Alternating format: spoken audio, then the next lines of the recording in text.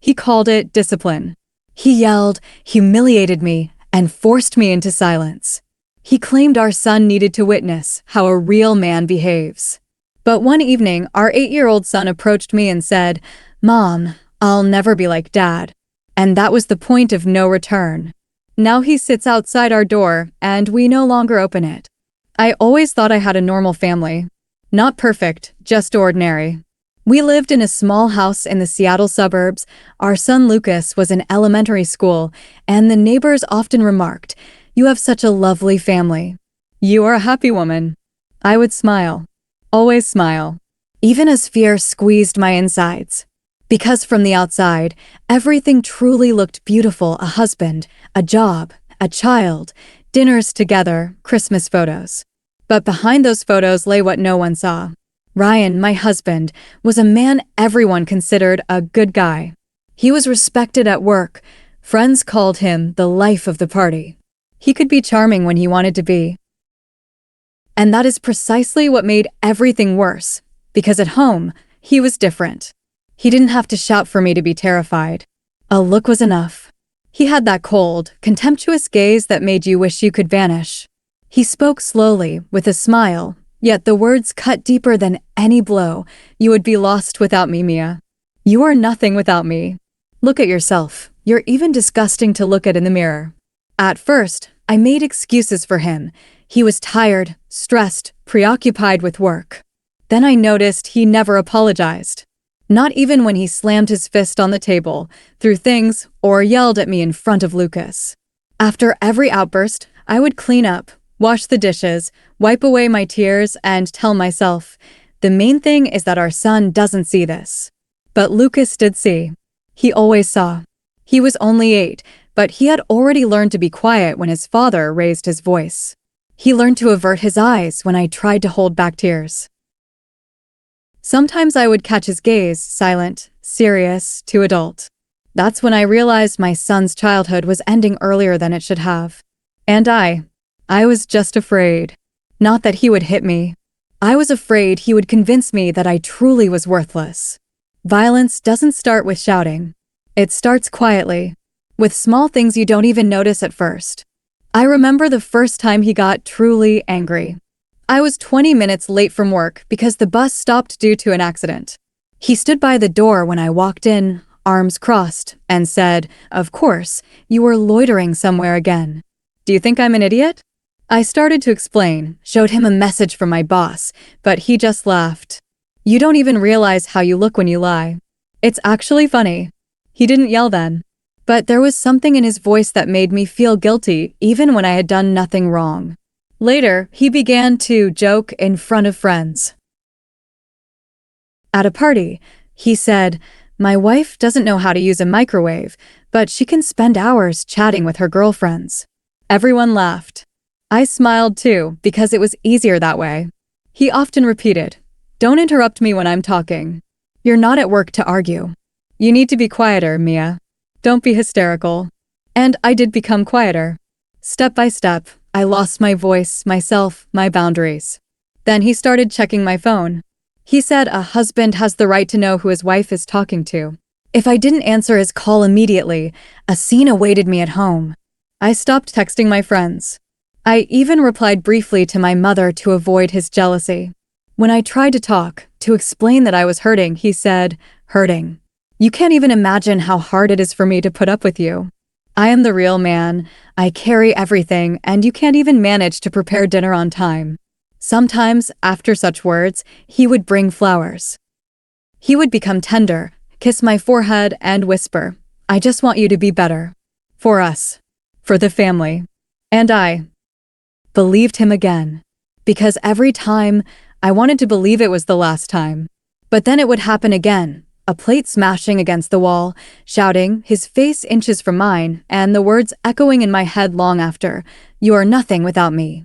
You are spineless. And our son needs to see how a real man behaves." I remember Lucas standing in the doorway then. Small, pale, with a toy car in his hand. He wasn't crying. He was just watching. And I realized I wasn't the only one suffering in this house. That evening, I was making dinner ordinary as usual. Chicken, potatoes, salad. Lucas was sitting at the table, doing homework, his small hand holding a pencil, and I treasured every minute of silence. But silence never lasted long in this house. Ryan came home irritated. I heard the door slam and my chest instantly tightened. He threw his keys on the dresser, loosened his tie, and sighed heavily. "Where's dinner?" he muttered without even looking up. "A few more minutes," I replied softly. "A few more minutes," he spun around abruptly, as if I had said something insulting. "I work all day for you to sit here and cook me dinner, and you can't even do that on time?" I tried to explain that I was late from work, that the bus, but he cut me off. "Shut up. Don't make excuses." His voice was louder than usual. Lucas looked up from his notebook, alarmed. I stepped forward to put the plates on the table, but he sharply knocked my hand away, and the dishes shattered. Pieces of glass scattered across the floor. Lucas flinched. "You can't even hold a plate," he yelled, pointing at me. "And this woman is raising my son." "Ryan, please, not in front of Lucas," I whispered. He turned back to me, his face contorted with anger. "Exactly in front of him. He needs to see how a real man behaves." "You call this real?" I couldn't stop myself. "This is humiliation, not strength." "Shut up." He slammed his fist on the table again. Another plate fell to the floor. Lucas jumped up, hugged my arm, and said quietly, almost a whisper, "Mom, no. Please." My hands were trembling. I bent down to clear the broken crockery, and he continued, "See, Mia? You're showing him weakness. He needs to see what discipline looks like. How a man behaves." I stayed silent. Because what can you say when you've been broken down for years? He left the kitchen, slamming the bedroom door shut. Lucas and I were left alone amidst the glass fragments. I sat on the floor. Lucas quietly walked over and placed a hand on my shoulder. "Mom," he said after a long pause, "I'll never be like Dad." Those words, they tore something inside me. Everything I had endured to save the family lost all meaning in that instant. Because if a child sees pain, it's no longer a family. It's a cage.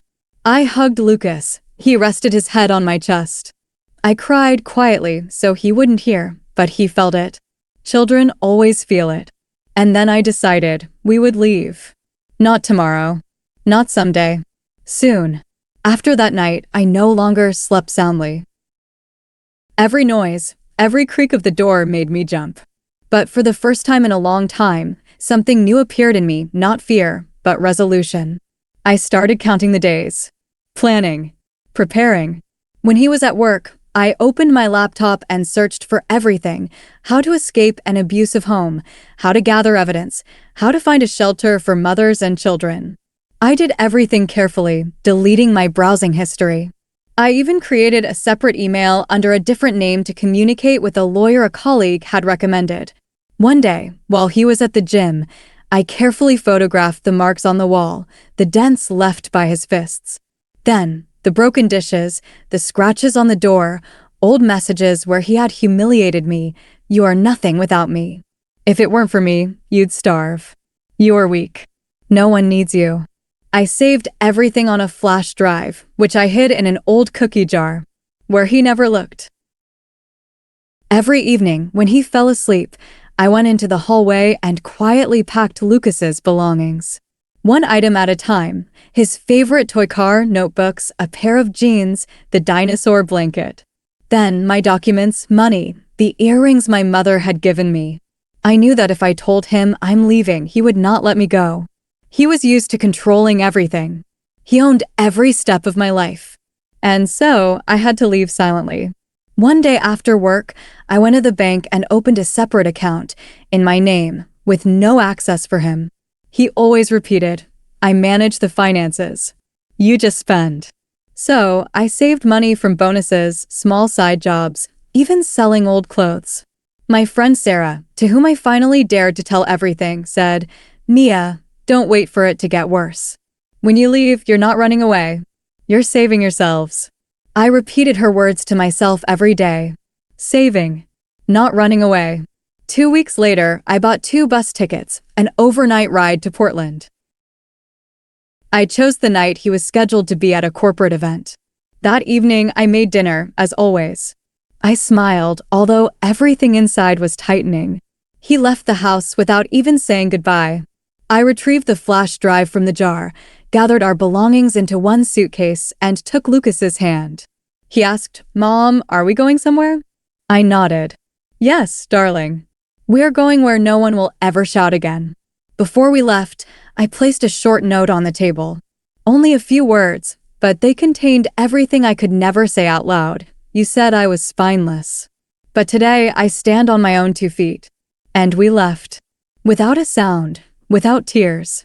We just walked out, into the night that finally belonged to us. The first days after the escape felt like a dream. Not a pleasant one, an anxious, unsteady, almost unreal one. I didn't sleep at night, afraid of every sound outside the window. I constantly felt like he was standing at the door. That he would knock at any moment. That he would find us.